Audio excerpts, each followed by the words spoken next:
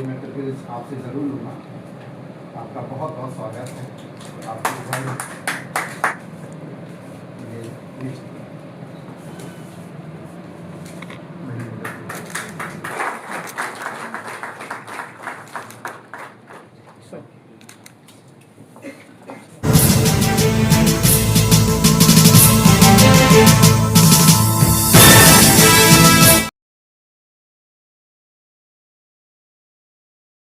Balram Pandey ji, dean of college, university of Delhi. Doctor Ajay Shankar Pandey ji, सेवानिवृत्ति, भारतीय प्रशासनिक सेवा। प्रोफेसर केपी सिंह जी, अध्यक्ष पुस्तकालय एवं सूचना विज्ञान विभाग। प्रोफेसर राकेश कुमार भट्ट जी, कार्यक्रम के convener. Professor MP Singh ji, आयोजन सचिव। उपस्थित सभी विश्वविद्यालय के सम्मानित प्रोफेसर तथा प्यारे बच्चों, अतिथिगण, मीडिया से जुड़े हुए मित्रों,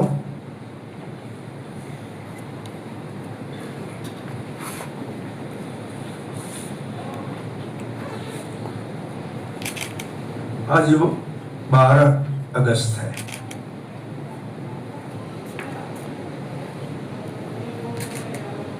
और मैं समझता हूं कि पुस्तकालय आंदोलन का अत्यंत गौरवशाली दिवस है।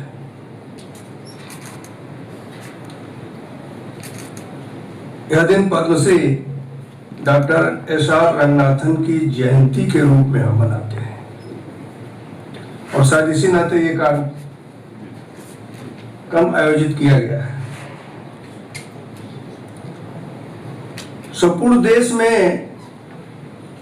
इसको पुस्तकालय दिवस के रूप में मनाया जाता है।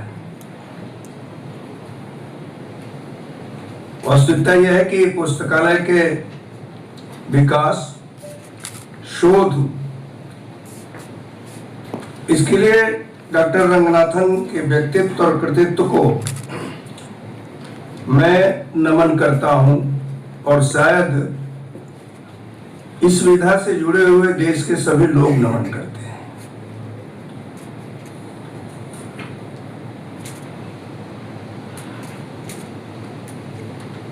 पुस्तकालय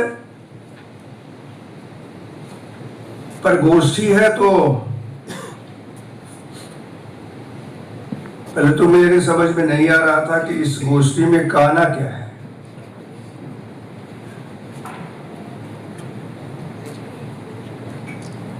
लेकिन धीरे धीरे ये लगा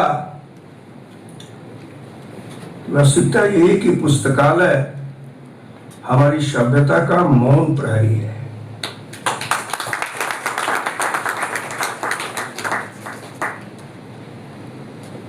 ज्ञान का अमर मंदिर है। इस नाते कि हमारे देश में मां सरस्वती की आराधना वीणा पुस्तक धारणी के रूप में की जाती है। गणेश को विद्या वारिधि, बुद्धि विधाता के रूप में मानते हैं। तो जब इस पर ध्यान देते हैं तो यह पता लगता है कि पुस्तकालय केवल पुस्तकों का संग्रह मात्र नहीं है। जब उसमें जाते हैं, ध्यान देते हैं तो लगता है कि वह मानव की सामूहिक चेतना का भंडार है, इतिहास की स्मृति है, वर्तमान का विवेक है और भविष्य की आशा है।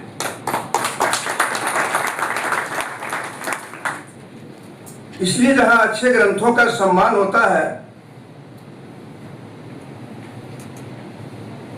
मुझे लगता है कि अपने आप संस्कृति वहां जीवित रहती है।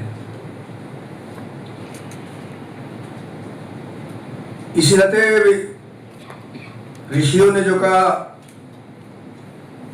विद्या के संदर्भ में सा विद्या विमुक्त है, जो मुक्त करती हो, और मुक्त तो तब करेगी जब विद्या को प्राप्त करने के लिए कहीं न कहीं आपको पुस्तकालय के दरवाजे तक जाना पड़ेगा। विद्या को प्राप्त करने के लिए पुस्तकालय का कितना महत्व है, शायद इसीलिए श्रद्धेय रंगनाथन जी ने अपना पूरा जीवन उसमें लगाया। हमारे यहाँ पूर्वजों ने बांटा था ज्ञान को, उन्होंने श्रुति और स्मृति के माध्यम से उसको सुरक्षित रखा।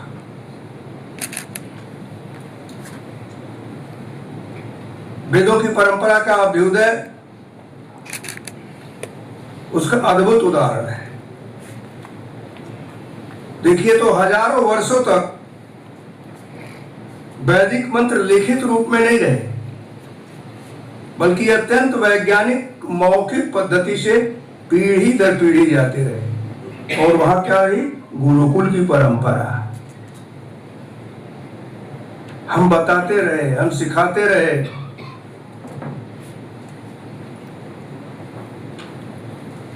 यह केवल स्मरण शक्ति का चमत्कार नहीं था कि पीढ़ी दर पीढ़ी चली, बल्कि पदपाठ, कमपाठ, जटापाठ और धन पाठ जैसी प्रणालियां जो थी,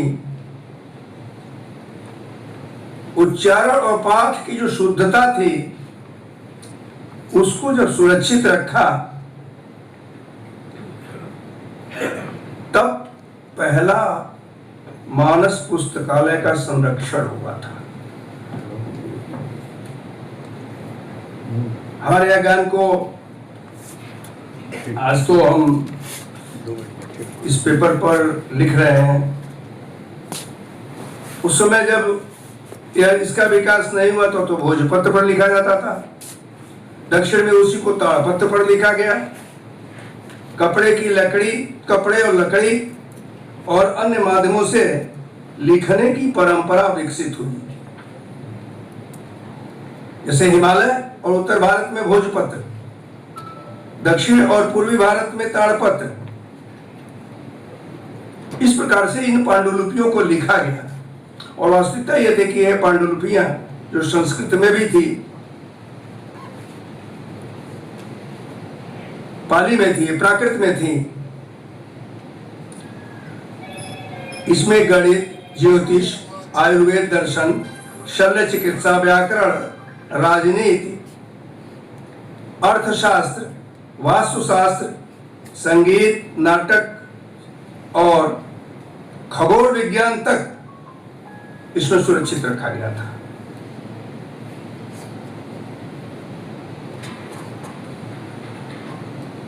और वही आश्रमों में, मठ विहार में,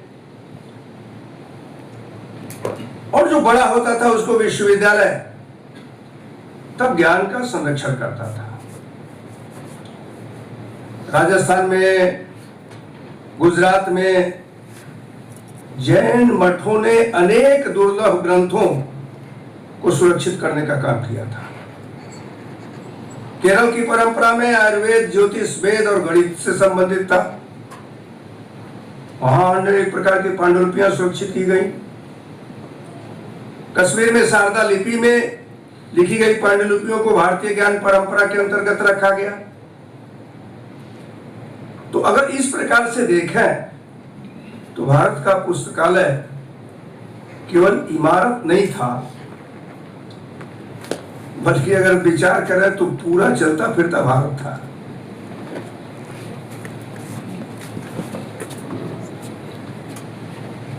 पाणिनि की यह अध्याय लगभग 2500 वर्ष पूर्व आई थी, जिसको पाणिनि ने संस्कृत व्याकरण को जिस वैज्ञानिक और सूत्रोक्त ढंग से लिखा था, उसने आधुनिक विज्ञान भाषा को किस प्रकार से प्रभावित किया, क्या ही पाणिनि का नाम तो कोई भूल नहीं पाता है। आर्यभट्ट का अर्थवटी, चरक संहिता, सुश्रुत संहिता, कौटिल्य का अर्थशास्त्र, भरत मुनि का नाट्यशास्त्र, मतलब आज जितनी भी अलग अलग विधाएं हैं वो अगर देखिए तो किसी न किसी ऋषि के द्वारा प्रदत्त की गई हैं जो आज भी चल रही है।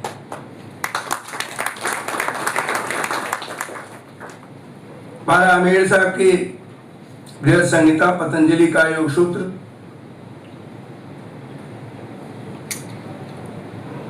और 32 वर्ष की ही पूरी अवस्था में जिसने पूरे भारत को नाप करके 4 भागों में बांट करके चतुष्ट स्थिति में किया था, भगवान शंकराचार्य के तमाम ग्रंथ आज भी कौन बोल पाएगा।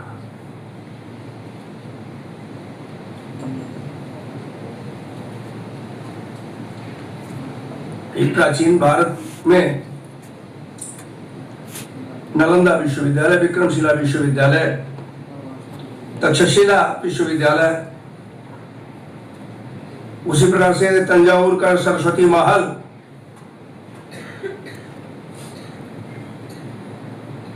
ये सब ऐसे केंद्र थे कि जहां से ज्ञान का भंडार लिया जाता था, प्राप्त किया जाता था। अकेले नालंदा में उस समय की स्थिति ये थी, 90 लाख पुस्तकों का वह पुस्तकालय था। 90 लाख, 9 मंजिला वह भवन जिसमें ये पुस्तकें रखी गई थी, जिस पुस्तकालय में बौद्ध धर्म, वेद और व्याकरण, चिकित्सा और आयुर्वेद, गणित और खगोल विज्ञान, तर्कशास्त्र, अर्थशास्त्र, युद्ध नीति और राजनीतिक विषयों पर भी पुस्तकों की पांडुलिपियां थी।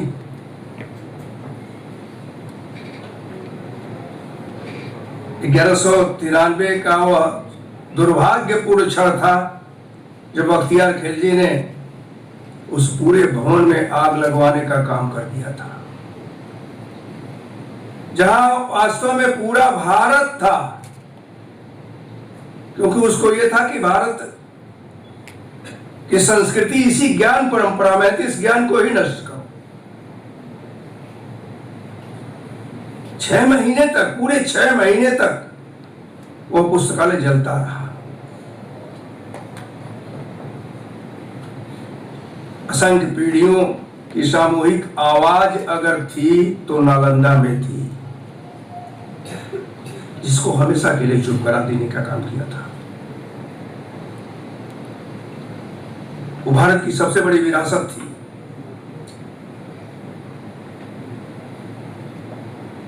आज मैं समझता हूं कि उसी नालंदा की पुस्तकालय की राख पर हमको डिजिटल पुस्तकालयों की एक अखंड यात्रा दिखाई देती है, अखंड यात्रा दिखाई देती है। वो तो नष्ट हो गया, डिजिटल करने के बाद वो सुरक्षित रह जाए तो ये बहुत आवश्यक है। देखिए, लेखक तो चले जाते हैं, समाप्त हो जाते हैं, भवन टूट जाते हैं, लेकिन वास्तव में लेखक के चले जाने के बाद विचार जीवित रहता है।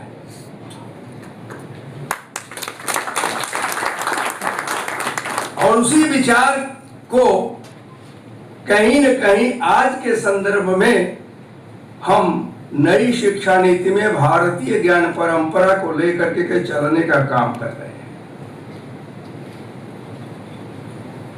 नई शिक्षा नीति पर लोग कितने ऐसे आलोचना करते हैं, लेकिन मैं जरूर ये कहना चाहूंगा कि अगर एक पुस्तकालय में बौद्ध धर्म भी है, जैन धर्म भी है, गणित भी है, अंकित भी है, ज्योतिष भी है, और ये सब साथ रह सकते हैं, तो क्या भारत में विभिन्न विचारों के लोग भारतीयता के साथ नहीं रह सकते?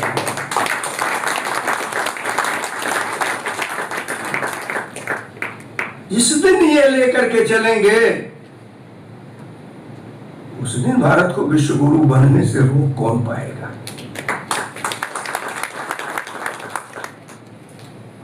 इस नाते पुस्तकालय का काम केवल इतना नहीं होता है कि वह पुस्तकों का संरक्षण कर रहा है। वास्तविकता यह है कि आज के संदर्भ में जैसे किसी भी राष्ट्र के, आज आप लोग देख रहे होंगे कि पूरे विश्व में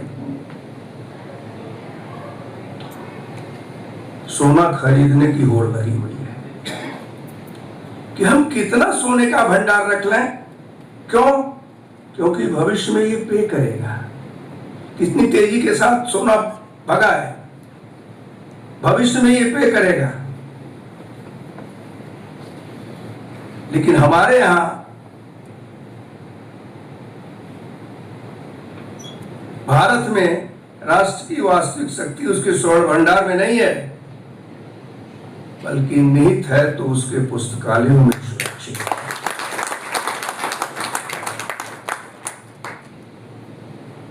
आज वास्तविकता यह है कि पुस्तकालय की आवश्यकता पहले से अधिक है, क्योंकि आज हमारे पास सूचना तो बहुत है, लेकिन विश्वसनीय ज्ञान कम है। विश्वसनीय ज्ञान,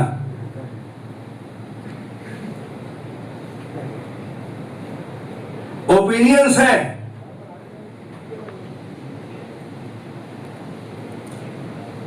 समाधान देता नहीं है कोई। ओपिनियंस अगर दिया जाए तो उसके समाधान को भी दिया जाए तब वो पूरा होता है।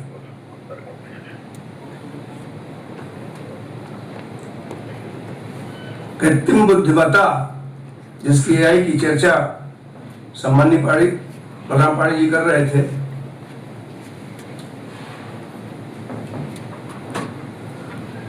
कृत्रिम बुद्धिमत्ता एआई, यह प्रश्न उत्तर तो दे देता है, लेकिन वास्तविकता यह है कि प्रश्न पूछने की क्षमता केवल मनुष्य में है। एआई आपसे प्रश्न पूछता नहीं है, वो आपको कहता कि आप पूछो, मैं बताऊंगा। और इस हद तक आगे बढ़ जाता है कि आपका सुप्रीम कोर्ट इस बात को कहता है, कई एडवोकेट्स को उन्होंने ये कहा कि भाई आप अपने जो भी लिख करके हमको देते हो, कृपा कर करके धाराओं के आधार पर, आर्टिकल्स के आधार पर ये लिख करके दिया करो, क्योंकि इसका फैसला देने का काम जजेस का होता है। आप तो लग रहा है फैसला भी इसी में दे रहे हैं। इस नाते कि एआई के द्वारा पूछे गए जो तैयार प्रश्न हैं, जिसको एडवोकेट्स दे देते हैं, जो फैसला जजेस को देना चाहिए वो फैसला भी एआई दे देता है। हमें इस पर भी विचार करने की आवश्यकता होनी चाहिए।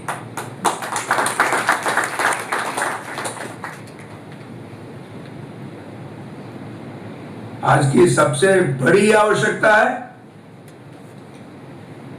कि भारत की प्राचीन पांडुलिपियों को केवल पुस्तक संग्रहालयों में न रखें, बल्कि उसका वैज्ञानिक संरक्षण, डिजिटलीकरण, अनुवाद और शोध के द्वारा होना चाहिए। और मैं केपी सिंह जी से आग्रह करूंगा कि पुस्तकालय के अध्यक्ष, जैसे एक बात यहाँ आई कि एक दिन कहा जाए कि पुस्तकालय चलो, और मैं यहाँ आकर के मुझे प्रसन्नता इतनी हुई कि अपने पैसे से भी इस पुस्तकालय का अनेक प्रकार का जीर्णोद्धार कराया गया, यहाँ के लोगों के द्वारा, इस विभाग के लोगों के द्वारा, इस विश्वविद्यालय के लोगों के द्वारा। इस पर भी अगर काम हो तो मुझे लगता है कि पुस्तकें अपने आप में सुरक्षित महसूस करेंगी और आप पर नहीं, अपने पर गौरव करेंगे।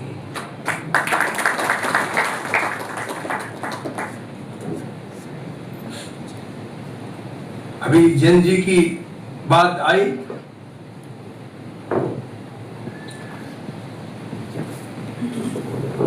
मैं हिमाचल प्रदेश में राज्यपाल के रूप में था और उसी के कुछ समय पूर्व नेपाल में बहुत बड़ा आंदोलन हुआ।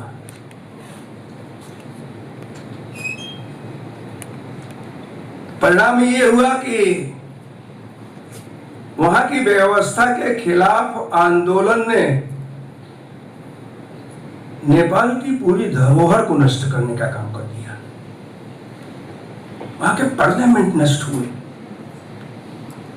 अनेक प्रकार की संस्कृतियां जो वहां थी वो नष्ट हुई और अंततः नेपाल पूरा अपने पुराने ढर्रे पर चल करके आज उसी लोकतांत्रिक पद्धति से चल रहा है। तो जब मैं उस समय था तो कुल्लू का दशहरा पड़ा और कुल्लू के दशहरे का यह नियम है कि राज्यपाल को जाकर के वहां शुभारंभ करना पड़ता है। अंतर्राष्ट्रीय दशहरा है और रघुनाथ जी के रथ को, उनकी रस्सियों को खींचना पड़ता है। पता नहीं क्या मेरे दिमाग में आया, मैंने जब मंच से मुझे कहा गया कि चल करके रघुनाथ जी के रथ को खींचें, तो मेरे मन में एक बात आई कि रघुनाथ जी के रथ को मैं अकेले क्यों खींचूं। मैं आमंत्रित करता हूं उन युवा साथियों को जो यहां खड़े हैं, आकर के मेरे साथ रथ को खींचें।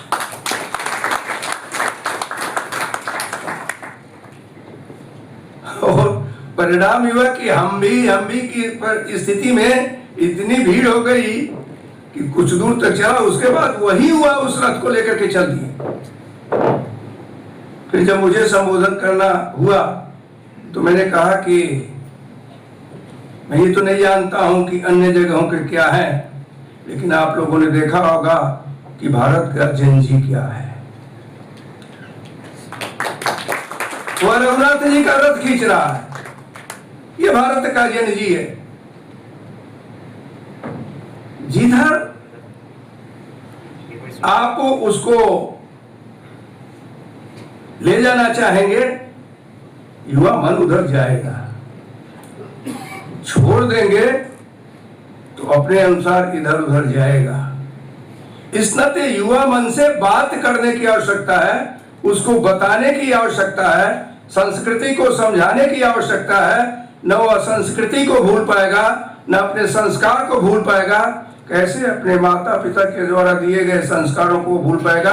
अगर हम माता पिता फ्लाइट में चलते हुए उस बच्चे को, छोटे से बच्चे को जो चल रहा है, उसकी स्वाभाविक प्रकृति है, कुछ भी देखता है तो उठाने का प्रयत्न करता है।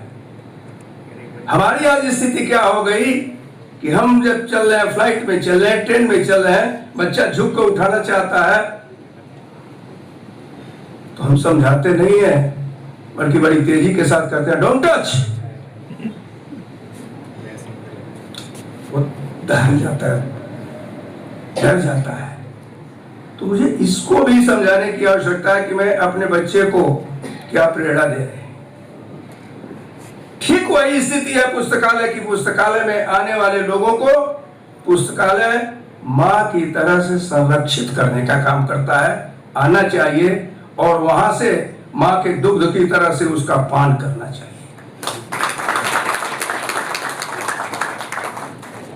इस नाते हम लोगों को आज गौरवपूर्ण अवसर मिला है, जिस पर आज प्रोफेसर रंगनाथन जी ने दिया है। हम उनके जन्मदिन पर एक बार पुनः उनको अपना श्रद्धा सुमन अर्पित करता हूं और निश्चित रूप से इस बात को कहना चाहता हूं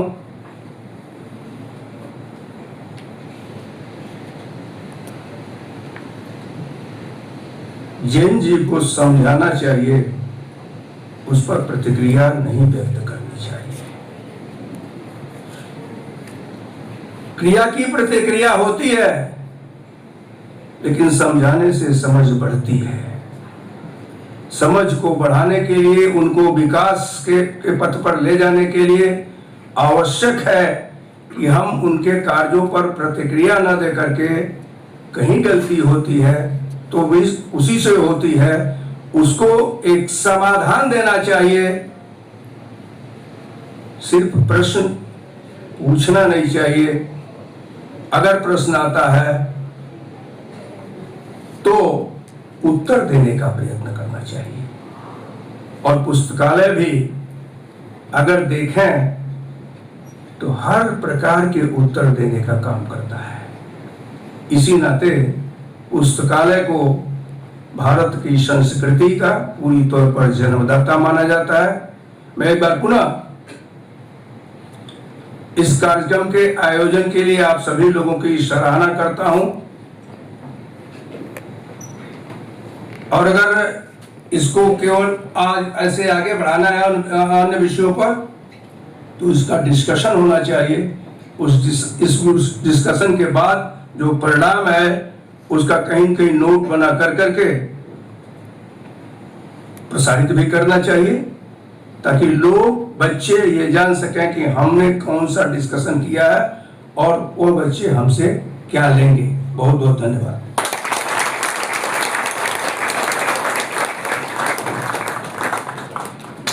करतल ध्वनि अभिनंदन। राष्ट्रीय शिक्षा नीति के अनुरूप किस प्रकार पुस्तकों की, पुस्तकालयों की, शिक्षकों की, समाज की, परिवार की भूमिका हो सकती है भावी पीढ़ी को अपनी वैचारिक यात्रा देने की, ऐसा चिंतन मंथन अपनी और महामहिम राज्यपाल महोदय ने छोड़ा है। अब इसके साथ ही हमारे विशिष्ट अतिथि प्रोफेसर पायल मको हमारे मध्य है। मैं प्रोफेसर के पी सिंह जी से आग्रह करूंगी कि उनको स्वागत और सम्मान स्मृति चिन्ह द्वारा करें। आप डायरेक्टर हैं कैंपस ऑफ ओपन लर्निंग की, दिल्ली विश्वविद्यालय।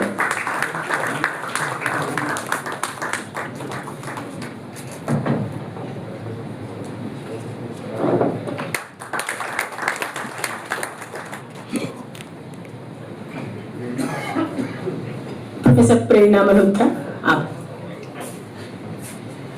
आप भी आ जाओ पहले। आपने इतना अच्छा प्रोग्राम किया। आइए पहले आप चारों जी की जय हो।